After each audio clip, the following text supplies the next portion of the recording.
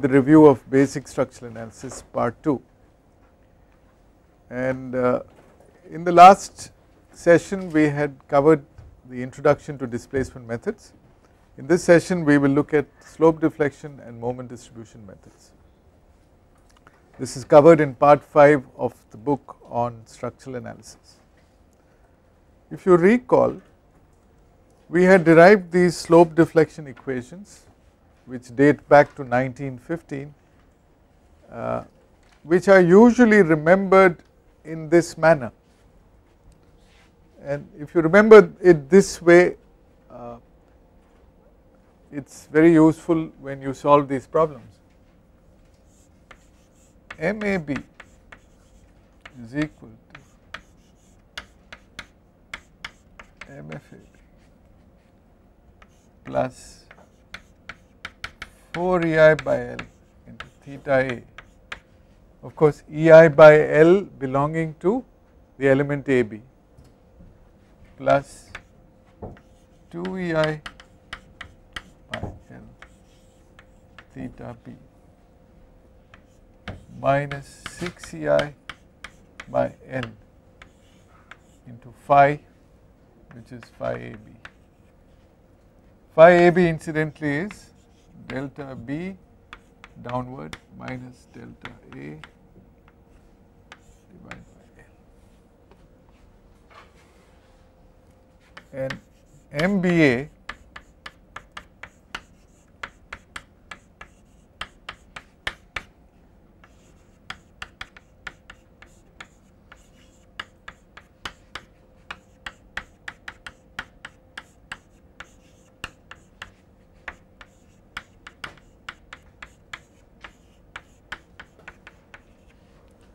so these are not difficult to remember, and if you memorize them they are very convenient to use, but you should also remember the derivation of it. And you can also note that it can be written in a matrix form as shown here. Now in this form we have treated the chord rotation as equivalent to a flexural rotation with a negative sign. So you remember we covered this in the last session. Clockwise chord rotations can have the same effect as anti-clockwise flexural rotation. So are these formulas easy to remember? Second part? Oh, I am sorry.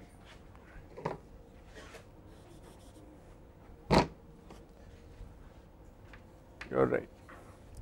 So where you have a rotation at a near end, it will be 4 EI by L. Where you have a rotation at the far end, you have 2 EI by L. So 4 EI by L at the near end, 2 EI by L at the far end. Is it clear? And the derivation is straightforward. Now what is the use of these equations? Well, if you are given the slopes, these are called slopes, and the deflections which can be converted to chord rotations in any beam element, by applying these equations you straight away get the final moments. Mind you, you also need to know the fixed end moments, which is something fundamental in displacement methods because they pertain to a kinematically determinate structure. So you should know the fixed end moments for any given loading, and if you know the slopes and deflections you can find the equations. But usually in displacement methods the slopes and deflections are unknown. They are known only when you have indirect loading where you have subtle support movements that are known a priori. For example, you have a rotational slip and theta A and theta B will be known, or you have delta B and delta A because the foundations have settled by known amounts, then it is known, but otherwise they are unknown. Now you can take advantage in some cases of even unknown rotations and slopes. For example, in this case where in a series of continuous beams the last beam, the exterior beam, has a simple support at the other end.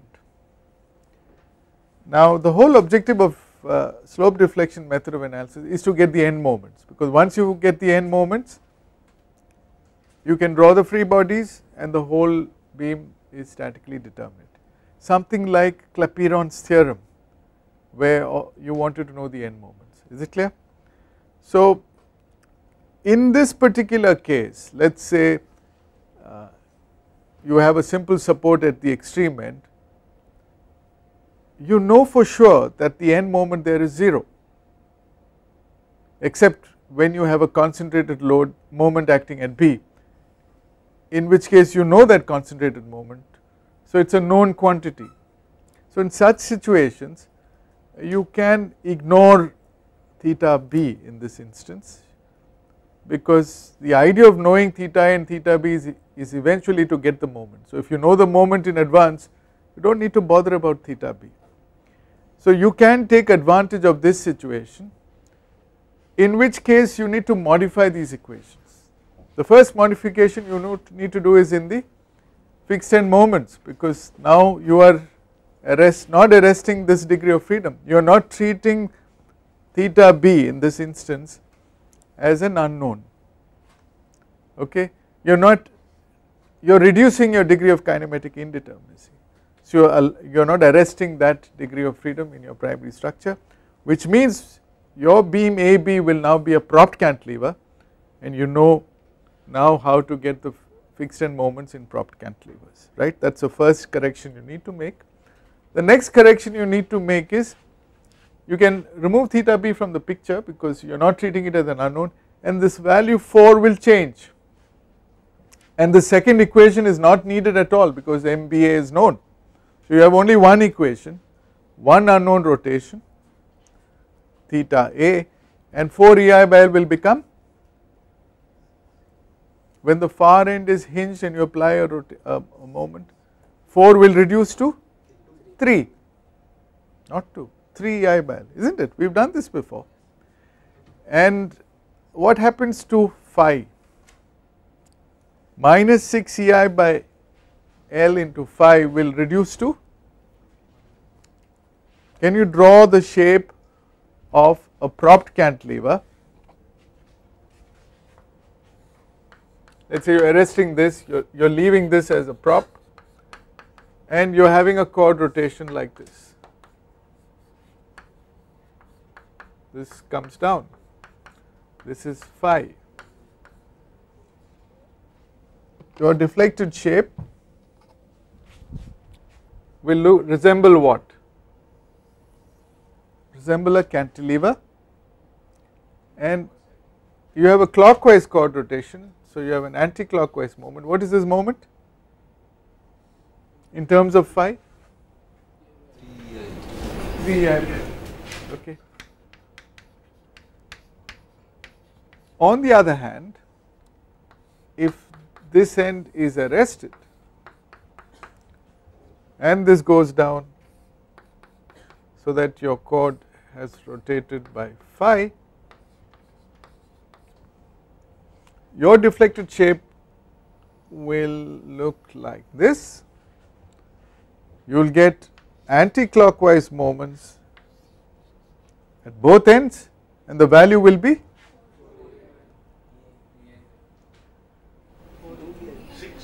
6 here, 4 plus 2. Remember, we did this earlier on the board, I showed you, and do not you think into phi.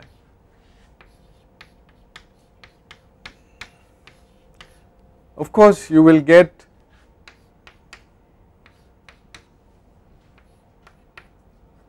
vertical and horizontal reactions. Of course, what will this reaction be? This moment divided by the span, isn't it? So this will be always 3I by L into L square into phi, and this reaction will be this plus this divided by L. It's 12 EI.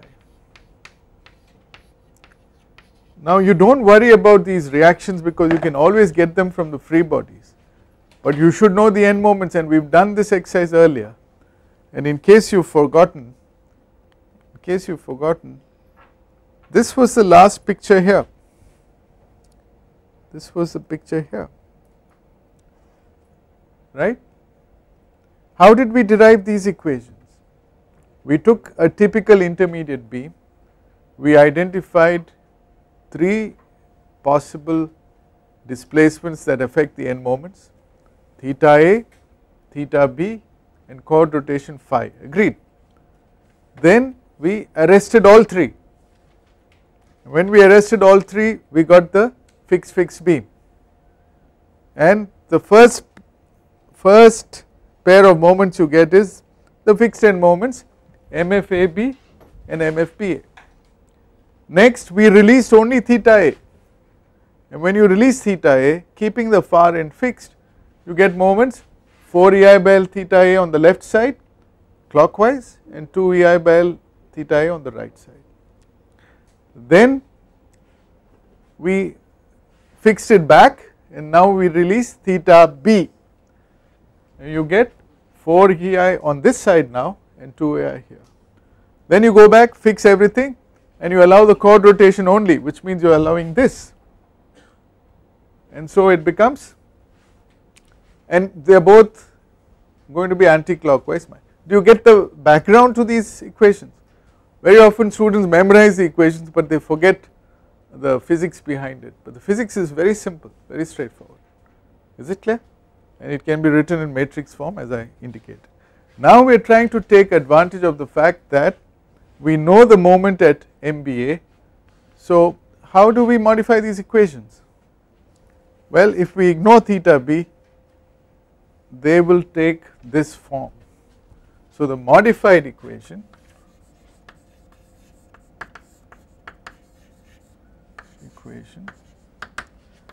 when you allow theta B to take whatever value, you are not arresting it, but MBA is known,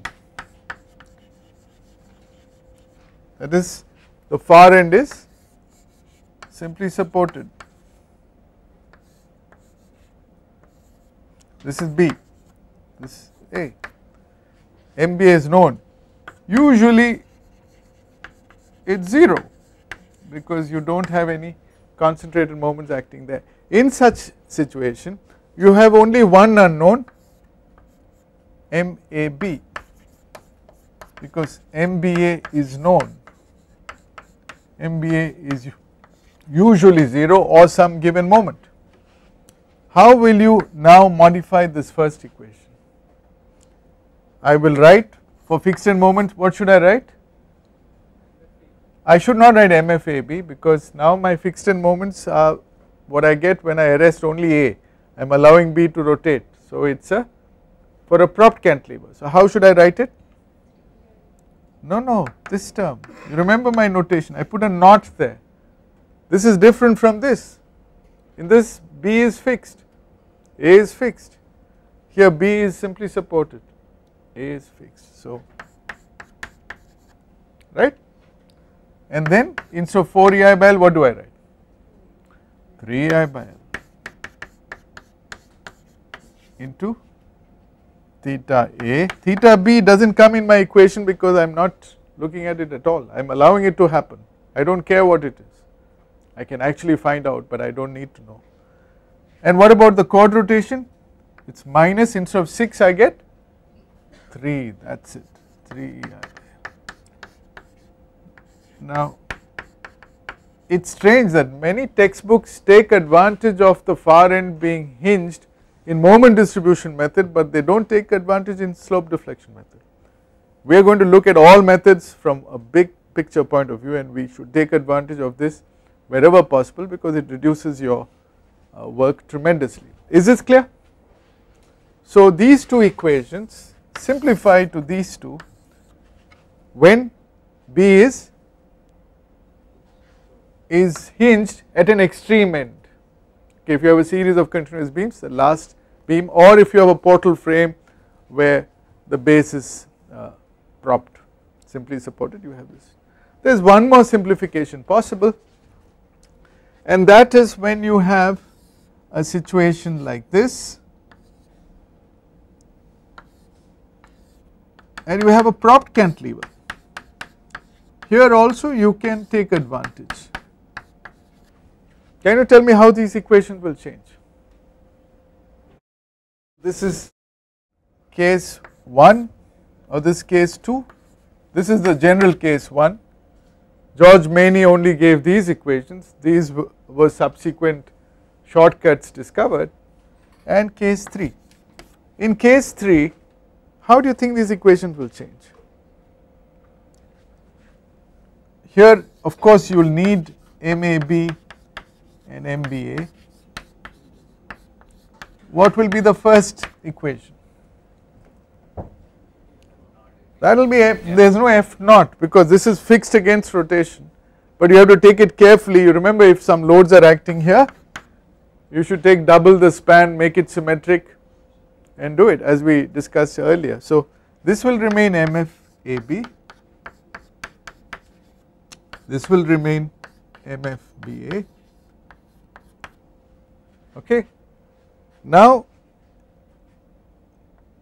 you have theta A. So due to theta A, what will be the stiffness? It is not going to be 4 EI by L, it is not going to be 3 EI by L, it is going to be EI by L, you remember. So is it going to be plus or minus? If theta A is clockwise, it will be plus EI by L into phi AB, if you wish, not phi, sorry, theta, and at the other end what do you get? You do not get 0, it is a cantilever. When you apply a moment here, what is the moment you get at the other end? EI by L.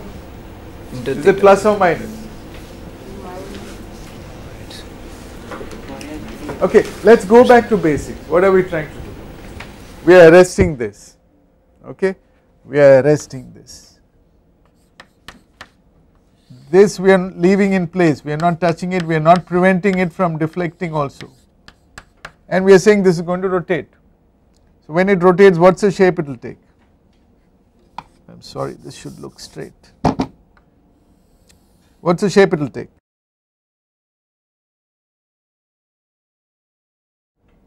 It is going to take a shape like that.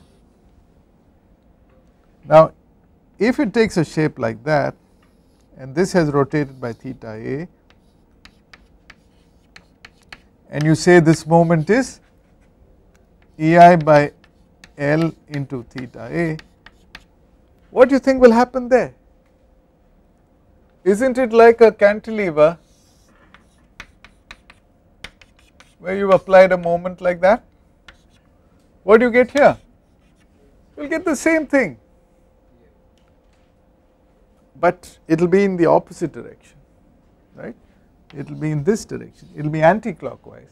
So what will you write here? That's the only important thing, minus EI by L into theta A. Got it? That's all you need to know. Remember, in the beginning we drew a graph where we drew 3 lines for stiffnesses. I said there are 3 magic numbers to remember, 4 EI by L, 3 EI by L and EI by L. That is where all of it comes into play. Does it make sense? Now in this case, chord rotation is not an issue at all, because chord is always going to rotate, because it is going to come down. So you do not worry about chord rotation in such situation. Remember, it is a symmetric thing, you do not have a problem. So these are the simplifications you make. This is the first one.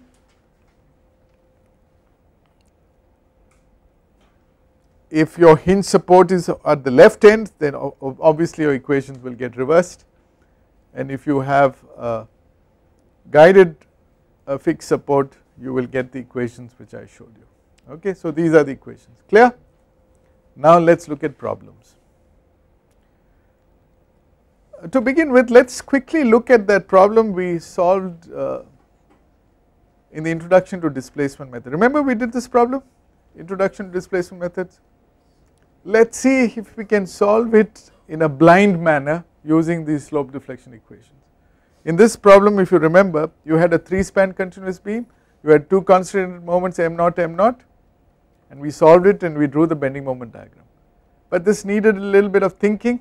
We had to generate the stiffness matrix from first principles and so on, which was interesting, but let us do it in a blind way. Let us solve it by slope deflection method. How will you solve this? You have 3 beams, so you should write down 3 sets of equations, 3 sets of equations of this kind, but your unknowns here are theta b and theta c. So theta a is 0 and theta d is 0. So if you were to, and you can take one more advantage, what is that? You can see the anti-symmetry in the deflected shape, and you can see that theta b and theta c will be identical. If you take advantage of this, you can cut the beam at the middle E, and what will you put there as your support? Cut the beam at E.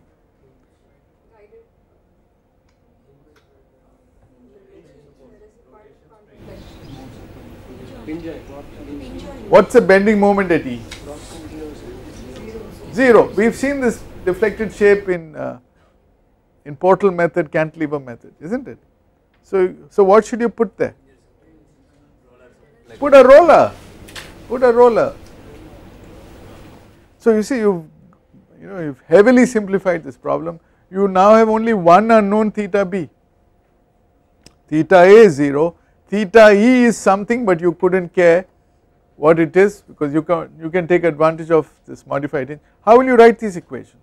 Let us see. Only one unknown displacement. So your fixed end moments are all 0 because there is no intermediate loading, right? There is no loading on that beam except that concentrated moment.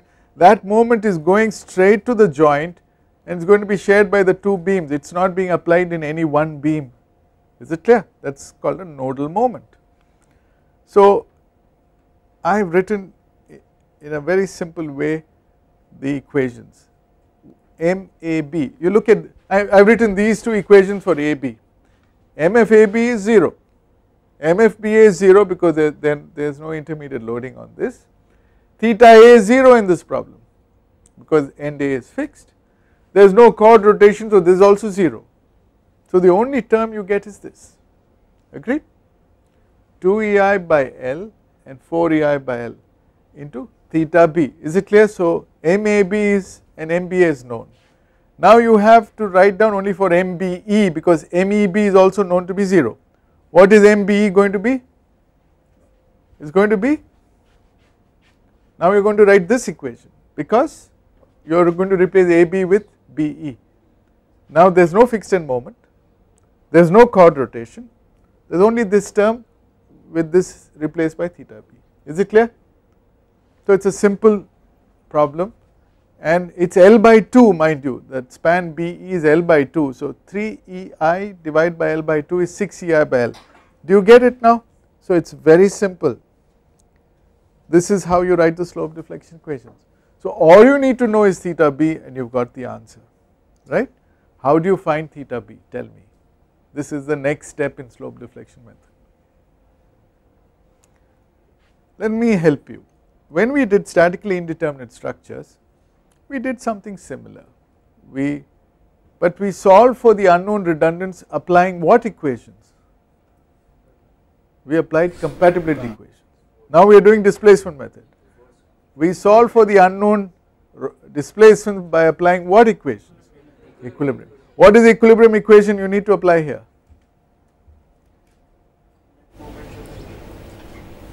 Where?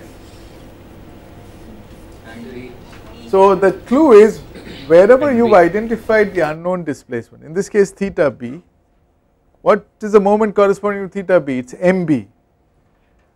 So the net moment at b should be equal to, in this case, m naught, because m naught is the net moment at b. When you join those 2 elements together, the 2 end moments MBA and MBE should add up to m naught.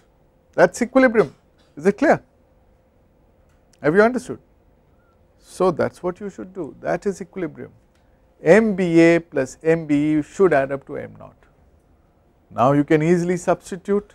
You have those 2 equations. So 4 plus 6 is 10. 10 EI by L theta b is m naught. You got EI by L theta b as 0.1 m naught. Plug it back into those equations. You get 0.2 m naught, 0.4 m naught, 0.6 m naught. Draw your free bodies, they will look like this. and that is your complete bending moment diagram. Does it, have you got the hang of it? No? Tell me what is difficult in this problem.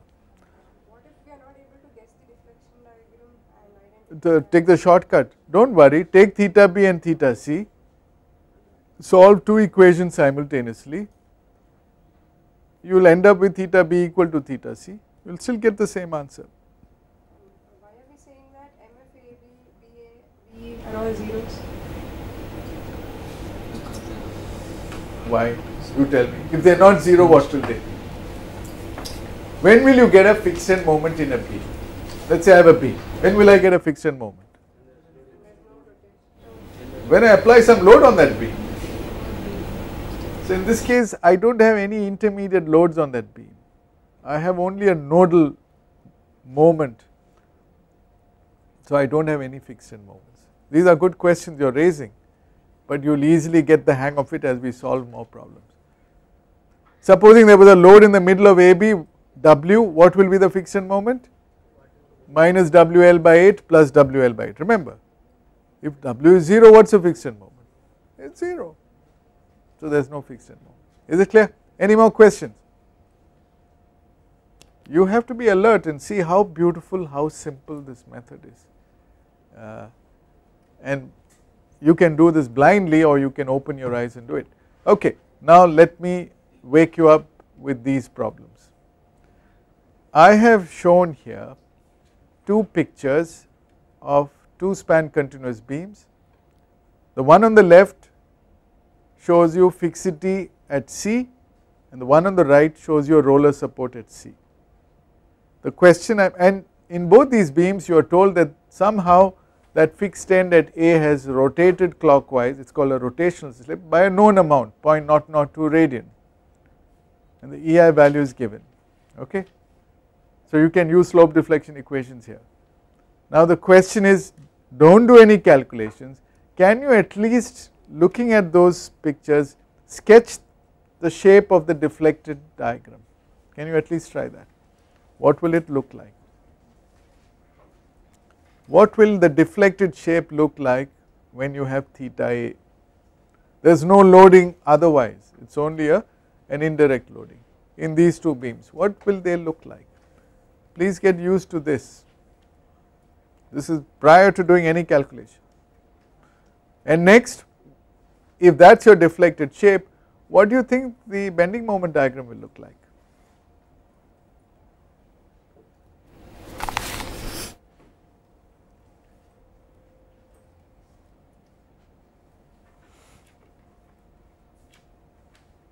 It is not difficult.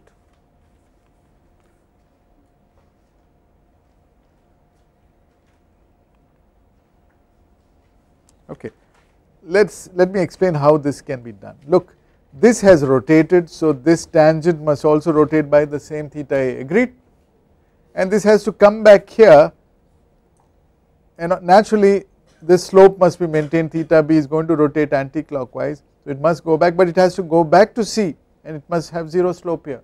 There is only one way you can draw it, and while you are drawing it you get the hang of it, you know that this part is going to be sagging and this has to necessarily hog up to some point and then again it will sag, and there is a point of contraflexure somewhere out there, you do not know exactly where. Now try drawing the bending moment diagram which reflects this deflected shape. Mind you, you will get reactions, support reactions. So the bending moment diagram will be made up of straight lines, you know that, they are just straight lines. Can you draw the shape of that? The difference in this case is, here it hogs all the way because it is not forced to come back to 0 slope at C, it is free to rotate at C. The difference is very simple. So what will be the shape of the bending moment diagram? If you draw the free bodies you will get a clue. What are the free bodies? At A you will have a clockwise moment, right? Do you know the value of that moment? What is it? No. What is it? We don't know. You do not know. We don't know. Had B been fixed against rotation, it would have been 4 EI by L. Had B been an end support, simple support, it would have been 3I by L, but this is somewhere in between, you do not know, theta B is unknown, is it clear? Okay. So, this is what it is going to look like. How many of you got this? Wonderful. This is really, thinking on your feet and doing it, and this is what it is going to look like. You have to get used to this. You see, you can always solve problems and get full marks, but being able to intuitively get these shapes qualitatively is a skill that you need to nurture, and quantitatively getting those answers also important. In the exam and in real life, you need not draw these in advance, you will get them anyway, but it is good to hone your understanding. You see how those points of contraflexure are more or less matching the deflected shape and your bending moment diagram. How do we solve these problems? So, let us solve them by slope deflection method. So, let us take the first problem. Write down the slope deflection equations for spans AB and BC, very simple. These equations, the first set of equations, blindly apply them. Okay. Here again fixed moments are 0 due to applied loading, because there is no applied loading other than this known rotational slip. So, MF is off, and I have written the equations, just check them out, they are very simple. I have written them in a matrix form because I want you to get used to this formulation, we are going to use it later, but it is basically these same equations, So, EI by L for the first span is EI by 4, EI by L for the second span BC is EI by 2, EI is constant, right. So, it is 4 EI by L into theta A is known as 0.002, theta B is unknown, theta C is 0, so there are only two unknowns B and C. Is this clear? So, you have written those equations in terms of EI into theta B. Can you see these? Any doubts? You can write them this way or you can write them in the matrix form, I do not mind, but all of you will end up getting these two equations, right.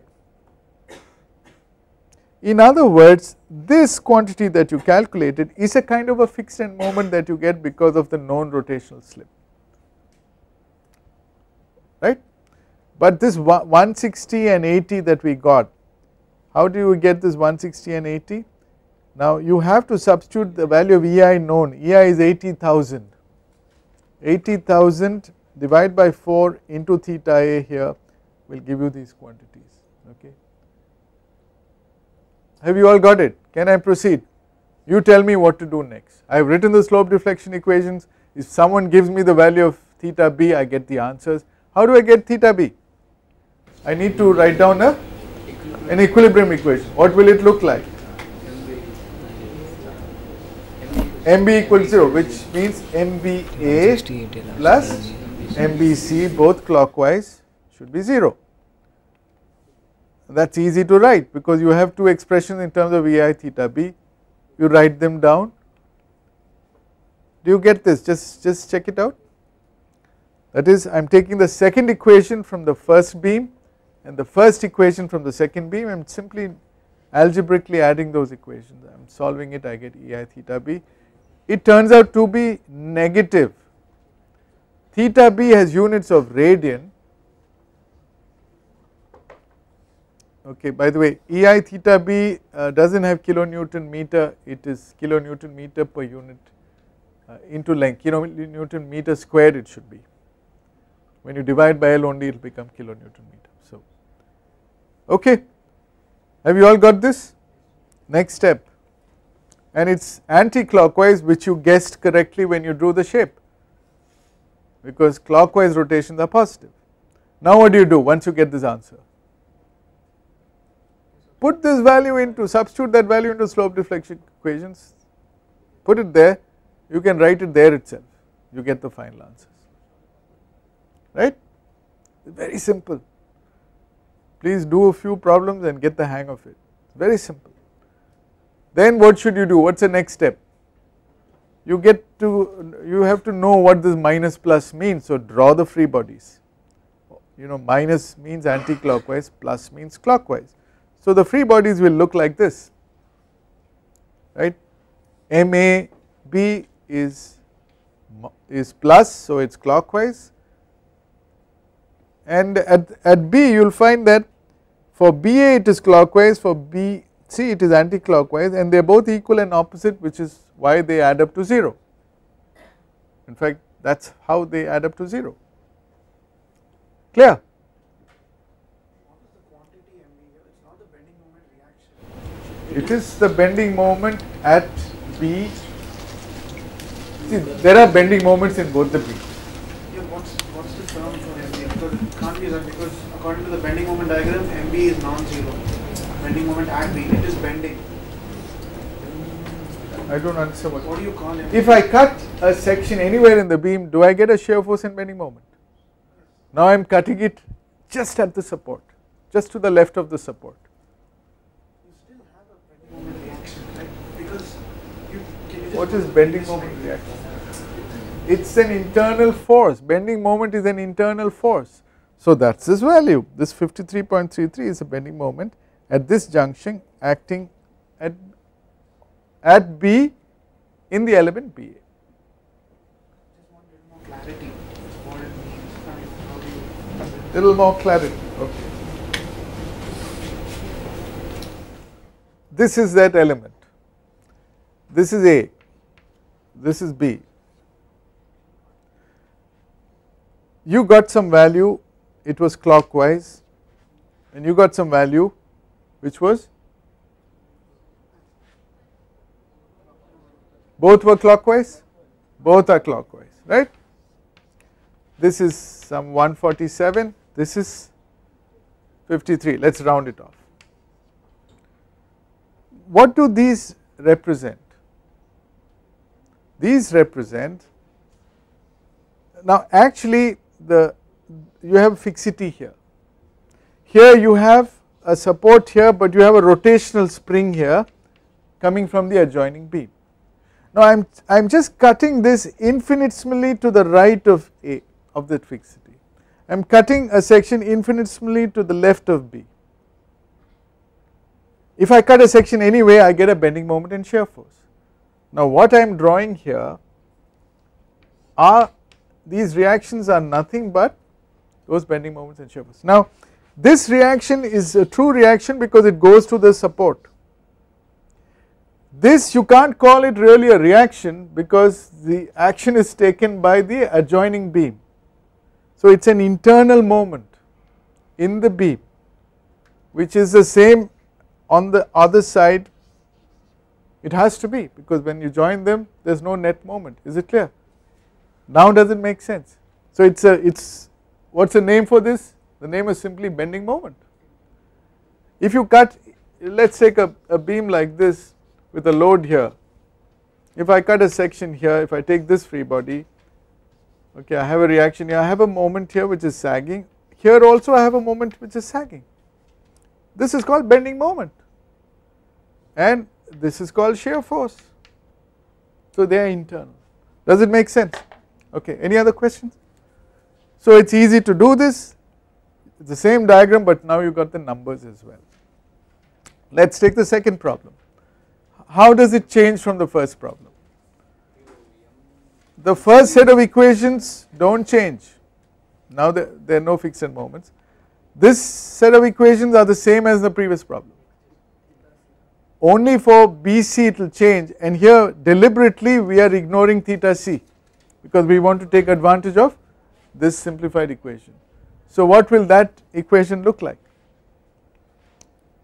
It will look like this 3ei by L, L is 2 meters in this case, and MCB is 0, so I do not write an equation in terms of theta c, I do not want to find theta c.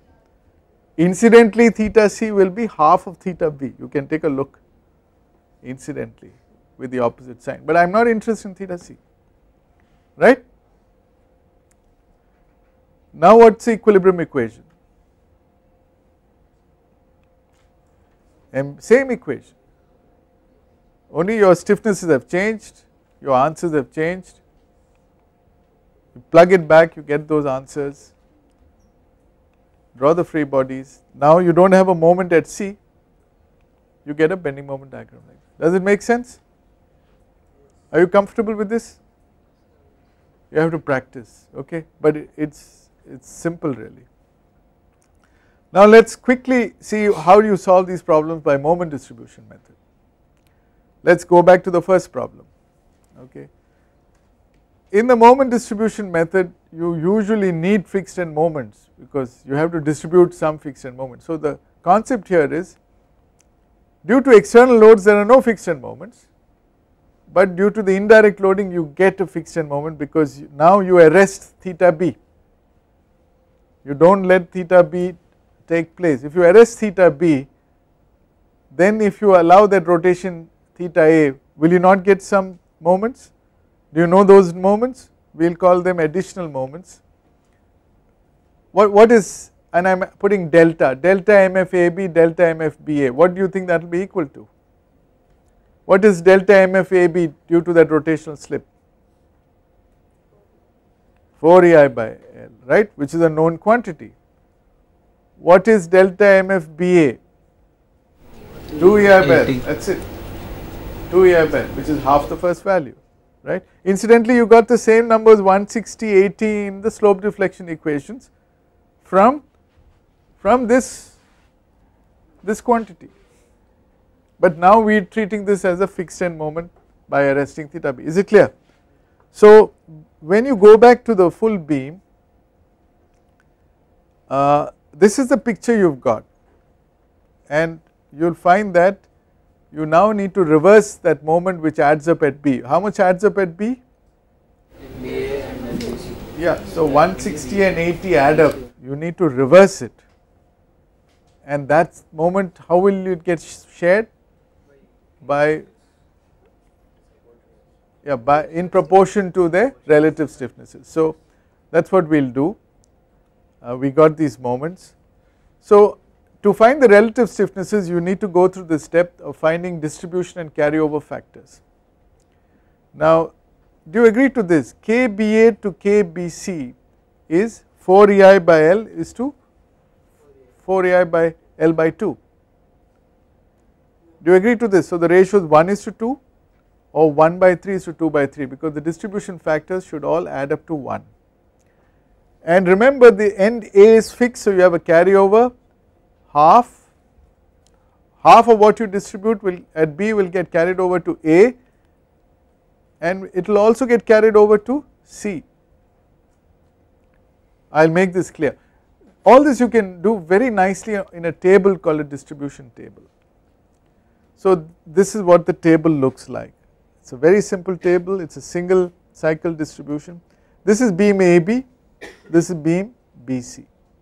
There are 4 moments I need to draw: MAB, MBA, MBC and MCB. I first mark the distribution factors. At B, when I distribute a moment, 1/3 of that moment will go to BA and 2/3 will go to BC because that is how I worked out my distribution factors. Then I also have to do a carryover factor. In case I distribute a moment here, half of it will spill over to here and half will spill over to here because these two ends are fixed. So I write them down at the top of the table, then I write down the fixed end moments. In this case the fixed end moments are caused by the rotation, and I have calculated those values. I got plus 180, 160 and plus 80 and nothing here. This is caused by the known theta A. And now I have to balance these moments. Where do I have to do the balancing? At B, because I should not get any moment there. There is no net moment there. So I have to get rid of this 80. How do I get rid of this 80? There you are, 80 by 3 here and 280 by 3 there. So I put a minus sign, I distribute whatever moment adds up here to, I apportion it to this and this in this fashion. Isn't it easy to do? But I should also do carryover. So after, along with this step, I should do a carryover. Half of 26.67 spills over here, half of 53.33 spills over there, and that is it, it is all over. Now I just add up everything. Which method do you prefer, this one or slope deflection?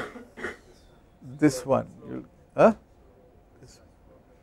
So you learn to do both, okay. And very quickly, if you want to do the other one with the hinge, there is only one change, everything else is same.